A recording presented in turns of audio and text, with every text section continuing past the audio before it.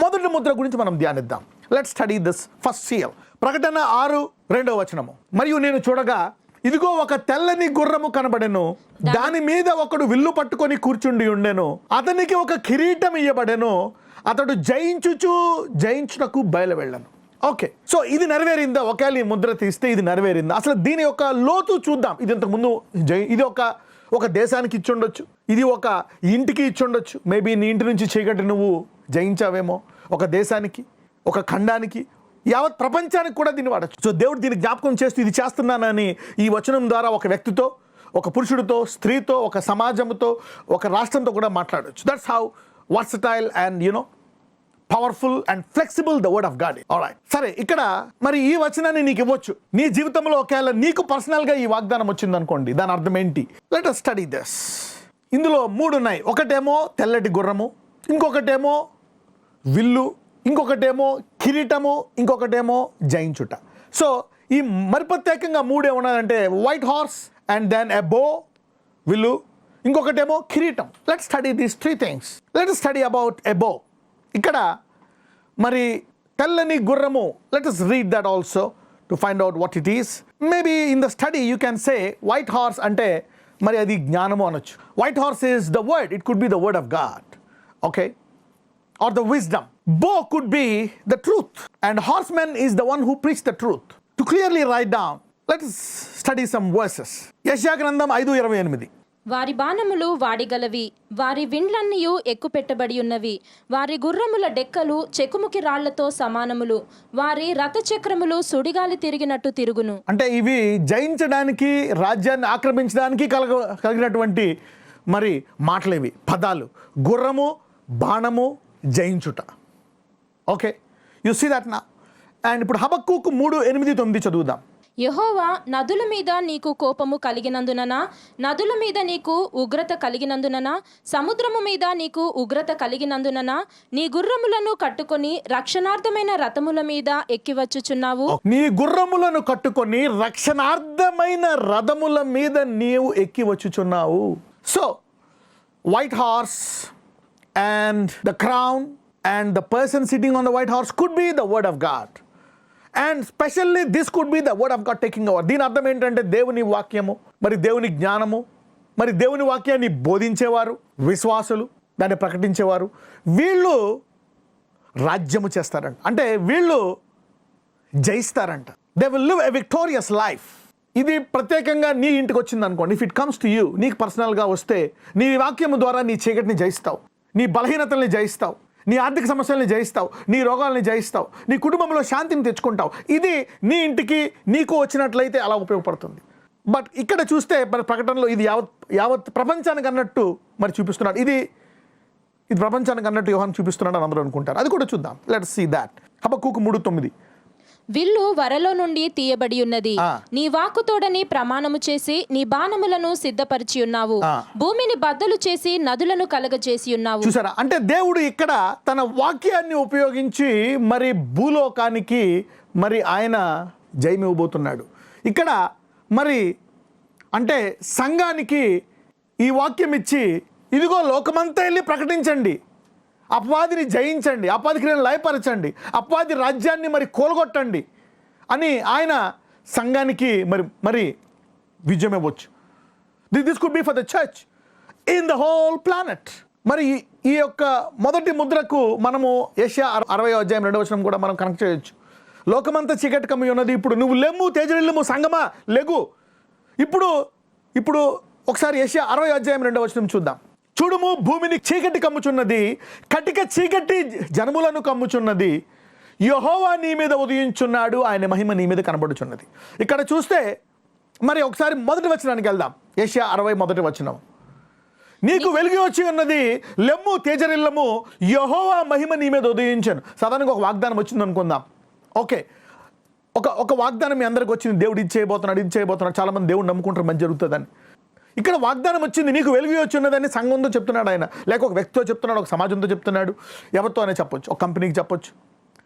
నీకు వెలుగు వచ్చి ఉన్నది, లెమ్ము, తేజరిల్లము, యెహోవా మహిమ నీ మీద ఉదయించాడు. మనం ఏమనుకుంటాము? ఓకే, మనల్ని బ్లెస్ చేస్తాడు దేవుడు, అన్ని రంగాల్లో ఆశీర్వదించబడతాం అనుకుంటాం. కానీ తర్వాత యోసేపుకి అలాగే వచ్చింది, ఇదిగో మొత్తం అన్ని పనులు అతని ముందు మరి సాగిలపడ్డాయి, నక్షత్రాలు సాగిలపడ్డాయి. తర్వాత చూసుకుంటే అతను గోతులో పడ్డాడు. అరే ఈ సమస్య పోతుందా అనుకుంటే తర్వాత బానిసయ్యాడు.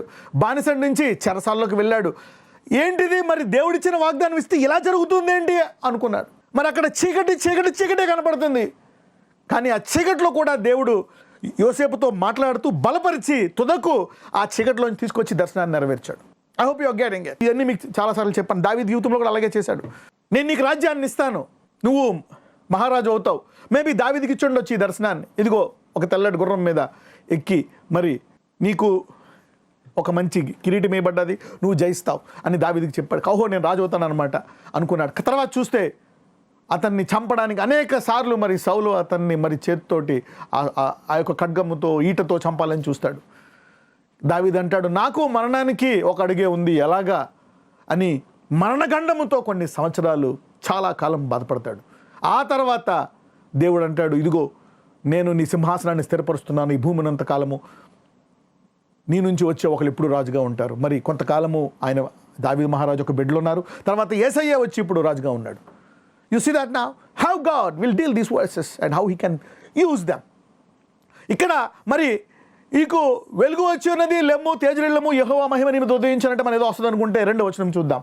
చూడుము భూమిని చీకటి కమ్ముచున్నది, కటిక చీకటి జనములను కమ్ముచున్నది. అంటే ఈ వాగ్దానం వచ్చింది, తర్వాత ఏమైంది? మొత్తం అంతా కూడా చీకటి కమ్ముకుంది.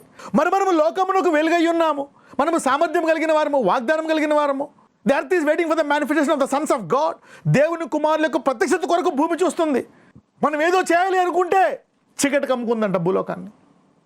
భూలోకమే కాదు, భూలోకంలో జనములను కూడా కమ్ముకుందంట. ఆ జనాల్లో మరి విశ్వాసులు కూడా ఉన్నారు. మనము విశ్వాసంతో దేవుడు చెప్పేదాన్ని బట్టి నడుస్తాం. ఈ యజ్ఞలో అందరూ కాలిపోతారు, నువ్వు కాలువ అన్నప్పుడు మరి షడ్రక్ మెషక్ అబేద్నెగో అందులో కాలలే. మరి దావీదు అంటాడు, 10,000 మంది పడినా వీళ్ళు పడినా మరి నా దగ్గరికి రాదంటాడు. సో దేవుడు రమ్మన్నప్పుడు వస్తే ఆ విశ్వాసం వేరు. మరి యేసు ప్రభువు నీటి మీద నడిచిన తర్వాత పేతురు అంటాడు, రా నువ్వు పేతురు అంటే పేతురు వస్తాడు. కొంతకాలం వచ్చిన తర్వాత భయపడిపోయి మరి పేతురు మునిగిపోతాడు. సో అందరినీ నడిపించగలడు. So you see that now. మరి ఇక్కడ ప్రస్తుతం చూసినట్లయితే భూమిని కమ్ముకుంది, మరి కటిక చీకటి జనములను కమ్ముకుంది. అంతకుముందేమో వాగ్దానం వచ్చింది, లెమ్ము తేజరిల్లుమని. మరి చీకటి వచ్చేసింది అంటే ఏంటి? ఇక వాగ్దానం పోయిందా? మన పని ఇంతేనా? ఇక దేవుడు మర్చిపోయాడా? ఇక మనకు అవమానం వచ్చేసిందా? మనకు సామర్థ్యం లేదా? మన ప్రార్థన దేవుడు ఆలకించడా? మనం ఫెయిల్ అయిపోయామా? అలాగే ఉండొచ్చు. యోసేపు అనుకోవచ్చు, ఏంటి దర్శనం ఏంటి, ఇదంతా ఏంటి, గోతులో పడ్డం ఏంటి, మరి రోజు రోజుకి నేను ఆశీర్వదించబడుతున్నా, మళ్ళీ నేను ఈ చెరసాల్లో వెళ్ళడం ఏంటి, రాజ సంగతి పక్కనట్టు ఈ మరణగండంతో నేను పరిగెట్టడం ఏంటి అని దావీదు మహారాజు వేడుచుండొచ్చు. ఇప్పుడు భూలోకమంతా కమ్ముకుంది, మరి జనములను కూడా కమ్మేసిందంట ఈ చీకటి. అప్పుడు దేవుడు చెప్తున్నాడు, మళ్ళా దేవుడు జ్ఞాపకం చేస్తున్నాడు, ఇదిగో సంగమా మీరు అనుకోవచ్చు నేను ముందిచ్చిన వాగ్దానం చీకట్లో వస్తే మొత్తం భూలోకంలో మీరు కూడా చీకట్లో కలిసిపోయారని చెప్పి అందరితో పాటు మమ్మల్ని మూసేశారు. మా దేవుడు వెలుగు కదా, మరి మేమెందుకు మూయబడ్డాం? సో ఈ సమయంలో, ఈ చీకటి సమయంలో దేవుడు మళ్ళా జ్ఞాపకం చేస్తాడు. చూడండి, 1వ వచనంలో వెలుగు, 2వ వచనంలో కటిక చీకటి భూమి అందంతట, మరి లోకములో ఉండే ప్రజలందంతట యెహోవా నీ మీద. ఇప్పుడు మళ్ళా చెప్తున్నాడు దేవుడు, నేను ఈ చీకట్లో ఆగిపోలే. ఈ చీకట్లో మీరు చీకట్లో ఉన్నారు, మీ భయంలో ఉన్నారు, మీ డౌట్లో ఉన్నారు. ఏంటి ఈ వాగ్దానం, ఇది నిజమా కాదా, నేను తప్పు చేస్తే మర్చిపోయిందని అని అక్కడ మనసులో మరి యోసేపు కూడా వచ్చి ఉండొచ్చు, దావీదుకి వచ్చి ఉండొచ్చు. అందుకే కష్టకాలంలో దావీదు ప్రార్థన చేస్తాడు, ప్రభువా నా యవ్వన కాల పాపాలన్నీ జ్ఞాపకం చేసుకున్నావా ఏంది, నా వాగ్దానం పోయిందా ఏంది, ఈ చీకట్లో ఈ మరణగండంలో ఉందా, నెరవేరదా, అనేకులు అవమానపరుస్తున్నారు, నువ్వు వాగ్దానం అన్నావు, రాజు అన్నావు, మరి మీరు దేవుని ప్రజలు, మరి మేము వెలుగు అన్నారు, ఏమైంది ఇప్పుడు మీ పరిస్థితి?